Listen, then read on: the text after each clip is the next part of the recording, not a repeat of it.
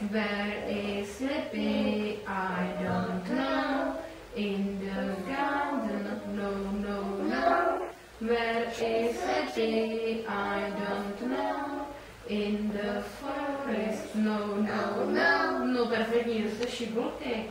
A schválně, co to znamená česky, ano. Where is Slippy? Co znamená where is Slippy? Tak, buď je to, kde je Lippy, a nebo je to lítáme letadlem. Tak, kde je Lippy? Kde je Lippy? A co znamená I don't know? I don't know. Nevím. Já nevím, perfektní. In the garden, je to v lese nebo na zahrádce? Na zahrádce, ano. No, no, no. No, no, no. Je to... Ne, není to... Jde se napít. A co? Where is Slippy? Tak to taky utíkej napít. Tak.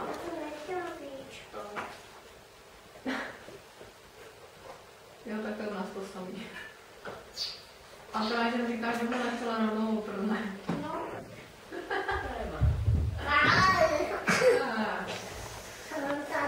Tak, perfektní. Tak, pozor. Where is Slippy? Je to, kde je Lippy, anebo letíme letadlem? Kde je Lippy? Perfektní. I don't know. I don't know.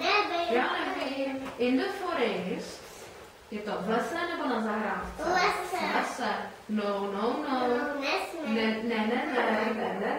Tak, perfekt. A když si to zaspíváme ještě jednou, a bude to něco jiného, ano. Tak, 1, 2, 3. Tu máš tady obrázek, že to je jako písnička, proto ukážu, že zpívá, víš? Tak, 1, 2, 3. Where is Lippy? I don't know. In the garden, no. Where is Lippy? I don't know.